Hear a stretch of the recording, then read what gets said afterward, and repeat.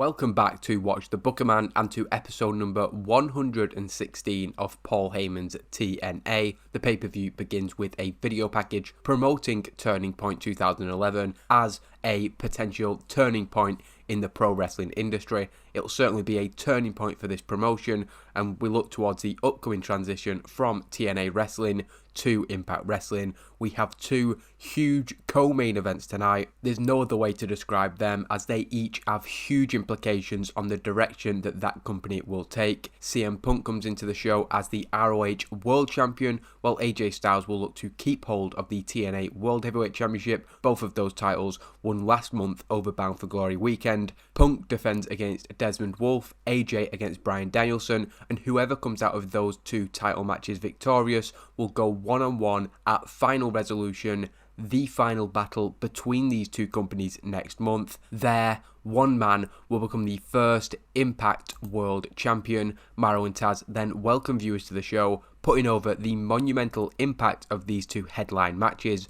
Before then, of course, there is an incredible night of action ahead, and as these pay-per-view cards so often do, we will begin with the X Division Championship match. And it's a good match. I might have hoped for better between these three, because I think in reality, of course, this is rated maybe on their overness and their momentum, but I think if you put these three in the ring in 2011, it would have been an absolutely incredible match. Good heat and decent wrestling according to the game. The finish coming when El Generico seems to be building up that head of steam, seems to be building that comeback, only for Kevin Steen to kick him in the groin while Tyler Black is out of the equation and hit him with a package pile driver. So something we've seen a lot from Kevin Steen, but of course in this match it is entirely legal, and he wins in 17 minutes and 53, getting the crowd hotter, which is good to see, but again, not quite the rating I would hope for. These are the guys who are the focus of the X Division after such a good reign from Tyler Black, and I would hope for better from both Kevin Steen and El Generico, and we can see actually the damage that those losses have done to Tyler Black. He was getting in the 80s, now we put him in this match, and perhaps he's lost a little bit of momentum and then a little bit of overness by losing the title. It is a storytelling match, not entirely sure why I set it as storytelling. I feel like this might have been better as something else, but there was obviously a reason when I did it. Nonetheless, having popped up at the last moment with that low blow and took the victory, Kevin Steen heads to the outside as he is handed the X Division Championship by the referee. Having taken advantage of the situation at Bound for Glory to become the champion in the first place, he has once again shown that opportunistic edge, popping up at the last moment when El Generico seemed so close to getting his title back, and Steen has retained his title from the brink of defeat. We then go into the Knockouts Tag Team Championships match. It's a fairly average match, although we do gain heat to this storyline. Subpar wrestling, but decent reaction from the crowd. We can definitely take positives from Awesome Kong's performance, and Angelina Love always is pretty decent, but the finish coming when Love and Sky signal to Brooke that they want the backup, but nothing happens. Brooke's kind of flustered by this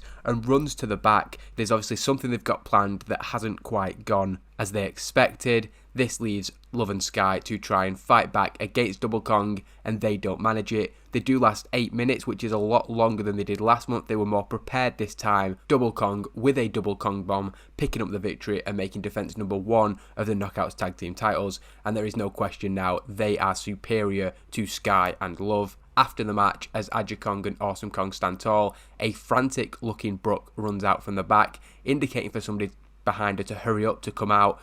Obviously this is what was supposed to happen during the match but didn't. When Brooke turns to the ring, she sees that the intervention is already too late. Coming out eventually, a maid over the Amazon follows Brooke to the ring, so she's been given a new look by Love and Sky, and she is seemingly the secret weapon of the beautiful people, but Brooke's incompetence has basically cost them, and the commentators find this quite funny. The plot has backfired because we've kind of booked Brooke as somebody who isn't the most intelligent. Once Brooke and the Amazon reach the ring, Love and Sky do jump Awesome Kong from behind, each hitting her in the back with a steel chair. They continue laying into her on the canvas. Aja Kong, who is vastly outnumbered, remains transfixed on the Amazon, the two women going nose to nose before the beautiful people lead Brooke and the Amazon away. Angelina Love is clearly annoyed by this, berating Brooke as they head to the back. After the match, they've got the better of the Knockouts Tag Team Champions in a way, but when you think about how they probably envisaged this going, with the Amazon coming out and helping them retain their titles, it's another bad night for the beautiful people. We then go into Austin Aries versus Jeff Hardy. It's a good match, again gaining heat to a storyline and getting the crowd buzzing.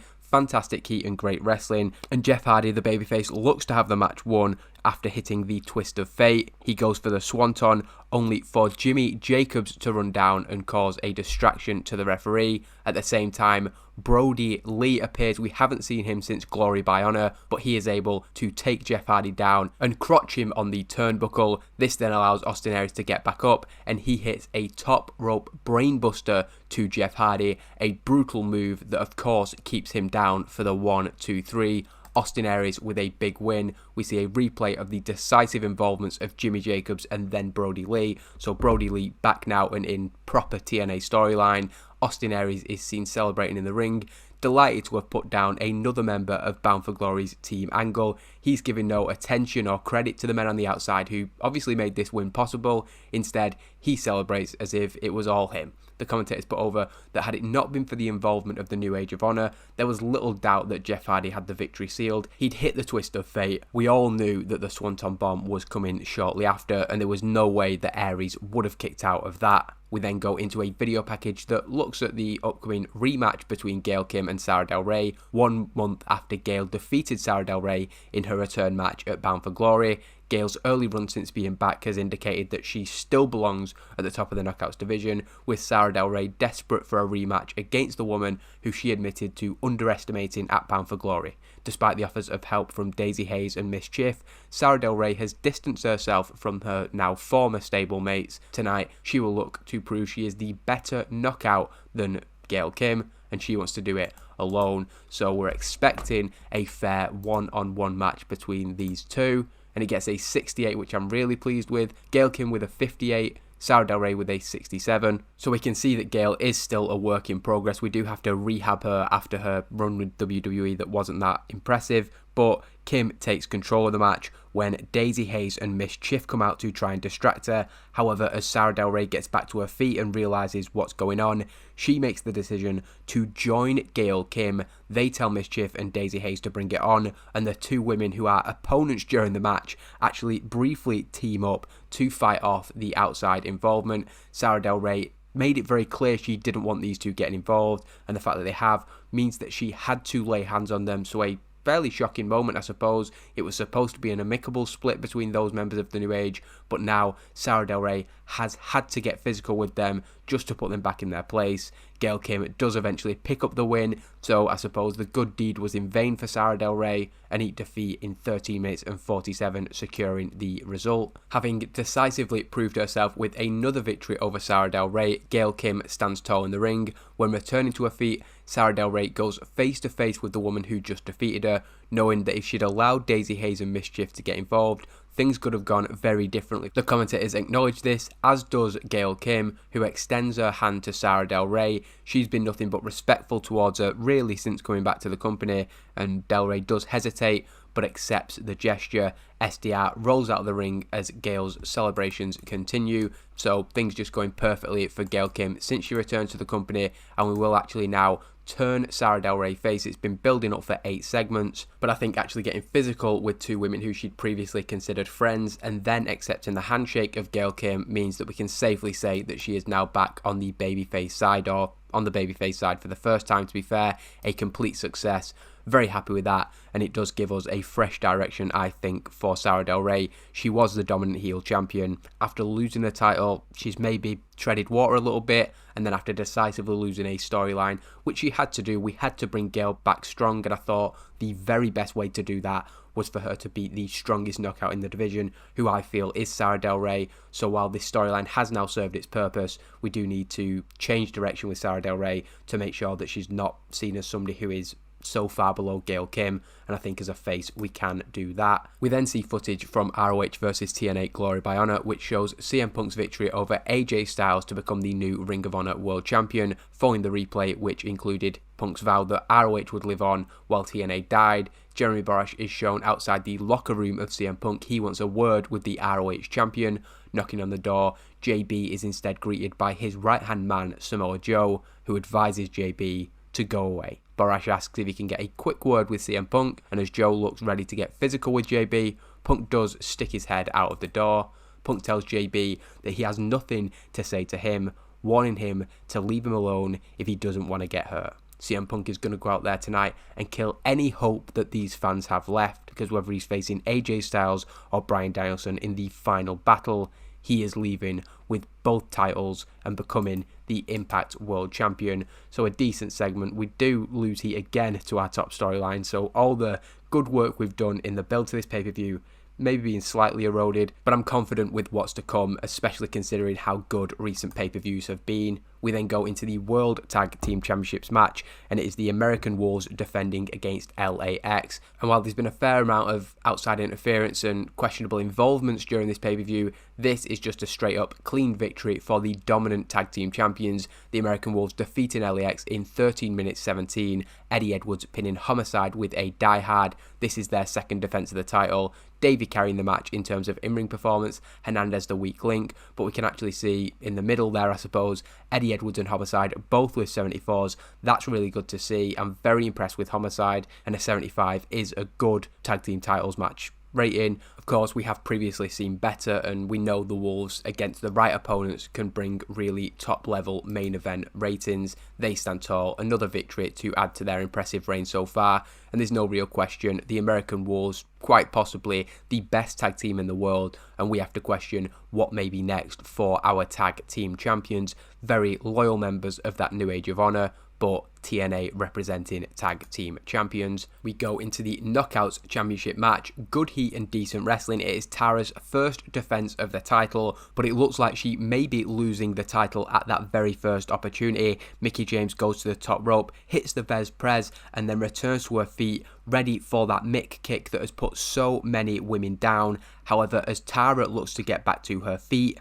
the ring announcer, Christy Hem, grabs Mickie James's leg. A very shocking turn of events here. Nobody expected this. We did mention a few weeks ago in an interview, or in the build-up to Bound for Glory, it actually was, that Christy Hem has been sort of stuck between the two of these. She's been close friends with both of them for a very, very long time, and recent months have been a strain on her since Tara turned on Mickie. But now it looks like she has got herself involved. She's not somebody who's been integral to this storyline, so it should hopefully be very, very shocking as we see the ring announcer get up. She's just introduced the two women 10-15 minutes ago, and now we see her getting involved in the match. Mickie cannot believe it, and this time allows Tara to regain her senses and hit a widow's peak for the 1-2-3. And as you'd expect with a moment like that, it's not had much build up, but Christy Hem, of course, a shocking heel turn, a complete success. I actually thought we'd get the note that people were getting jaded, so it must have been long enough now since we've done one of those shock turns. It is a shocking moment. Christy Hem turning heel. What is the motivation for that? She'd previously remained neutral between her two friends, and of course questions will be asked on Impact, and we'll see where this goes in the future as the commentators look to process what has just happened. It's very, very rare that you see a member of essentially the broadcast team jump up and get involved in a match, but Tara is handed the title. She is still the Knockouts champion. That is what the record books will look at, but there is so much more to this. Christy Hem on the outside, we have to say, does look uncomfortable with what she's had to do, so it's not something she's relished, and the commentators do put over that she is or was close friends with both Mickie James and Tara. Taz says that he knows that these last 6 months have put a strain on her relationship with both of these women, but it seems like she has now chosen her side. Coming out from the back, some members of staff or security escort the ring announcer from the ring. We are informed that Jeremy Borash will of course be taking a place for the last two matches. You can't be having a rogue ring announcer anywhere near these two huge main events. As a result of that, we then have SoCal Val stepping in for Jeremy Borash in interviewing AJ Styles. But before that, we see footage of AJ becoming the TNA World Heavyweight Champion for the second time in his career at Bound for Glory. He pinned CM Punk, who had defeated him for the Ring of Honor World Championship the night before. So both guys have one pin on each other. Of course, as I said, Jeremy Borash needed elsewhere, so SoCal Val speaks with our champion. AJ says that Bound for Glory weekend saw him partake in what he called at the time the two most important matches of his life, and when he said that, he meant that. But tonight, it shows how crazy things are, how things have changed, because he stands here with two even more important matches on the horizon. This is just putting over how much we are raising the levels Bound for Glory seemed huge, but now it is small fry compared to what is happening in the next few weeks for this company. He is asked whether he has a preference for who he'd like to face, but AJ Styles says he is only focused on what he can control. I think in the back of his mind, he'd be much happier with Desmond Wolfe coming into Final Battle as the world champion, but he doesn't say that. He says that what matters is overcoming Bryan Danielson, and he'll deal with whatever comes next after that. That's the mentality that a champion has to have. He doesn't do well without a script, advancing our main storyline, but it is a little bit disappointing that AJ's segment, Punk's segment, it's not quite got the ratings that I'd hoped for, and to be fair, it never seems to. When I put angles on the pay-per-view, they never seem to land that well, so maybe something for me to learn there. But that's why, in general, throughout the show, you will see that I don't put a lot of video packages in. Most matches probably would have them, but the ratings always lose heat to the storyline, so for me, there's no point in doing that when it's going to actively hurt the show that I'm booking, so that's just a decision that I've made. If you look back at the earlier pay-per-views, there was a lot more video packages, but I'm not sabotaging my own ratings just for the sake of having a quick video package in there. We then go into the Ring of Honor World Championship match. What a match it is, a 91 for our semi-main event. I mean, it's a lot for the main event to live up to, but it does gain heat to the storyline. I was just complaining about the storyline ratings, and now this one's going to be back up, maybe even as high as 90 in 19 minutes and 52. With a go to sleep, CM Punk is able to defeat Desmond Wolfe and retain the title. I know it's a huge match, but there's not really that much to say because it is a clean victory for CM Punk, so that in itself is probably noteworthy. Desmond Wolfe with a really good performance, the crowd buzzing as you'd expect from such an incredible match. Punk makes defense number 1 of the ROH World Championship, and it's a hard-fought title defense, of course. He stands tall, the first confirmed member of Final Resolution, the Final Battle. I don't think many people will have expected Desmond Wolfe to have won that match, to be fair, but the ROH and TNA World Heavyweight Championship unification match is coming up, and CM Punk is one of those men, so it's a 50% chance that this nightmare scenario may come true. We avoided it at Bound for Glory, but Punk's ultimate goal is now a very real possibility once more. He showed last month that he can beat AJ Styles, and he and Bryan Danielson, two very, very high level competitors. They will each, AJ and Bryan, be more determined ahead of this main event, knowing that CM Punk is the man who awaits them if they walk out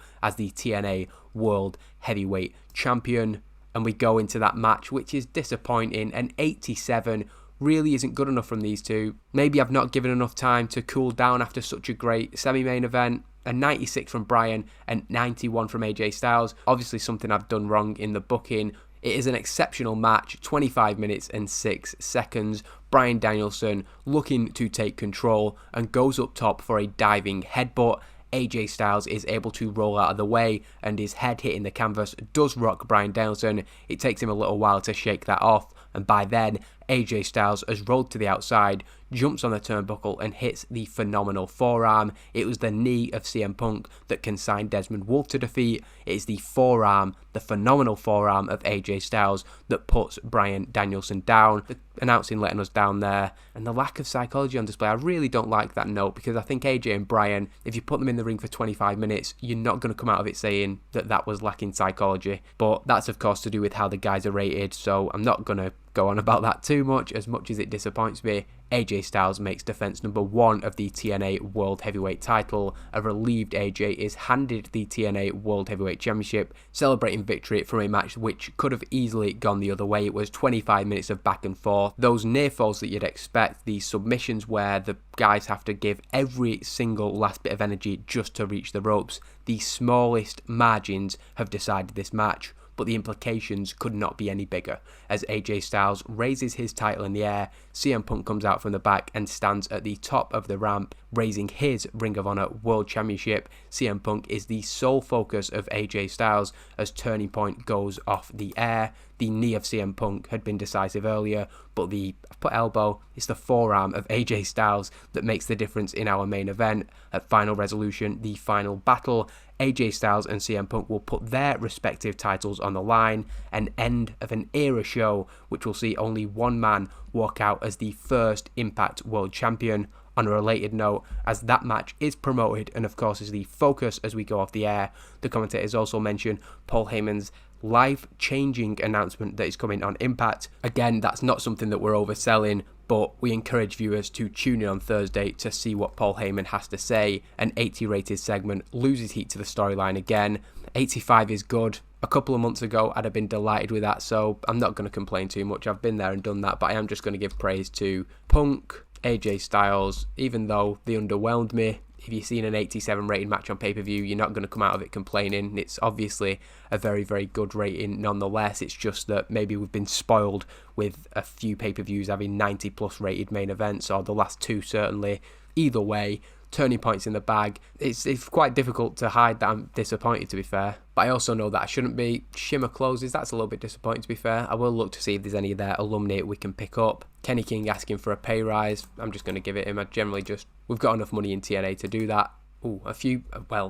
Multiple huge contracts coming up there. They must have maybe had 2-year deals from the start of the game or something. Well, I can't really be doing with losing them. These are people who I've got big plans for. Jeff Jarrett, not so much, but that's a bit concerning. All those four coming up. Hopefully, no other companies come in and we can just smoothly re-sign them. If not, you may see storyline directions for some of these people change. But yeah, to focus back on the pay-per-view, it was a good pay-per-view. It did get a really good rating. Feedback's excellent, and it is gaining heat for us. So yeah, I'm being a little bit negative on it. Maybe if we'd have switched those two main events around, it could have been a much better show. But final resolution, the final battle. And while I'm not going to try and oversell it and state it's the biggest show we've ever done, I do think Bound for Glory 10-10-10 and Bound for Glory 2011 were the two biggest shows in my mind.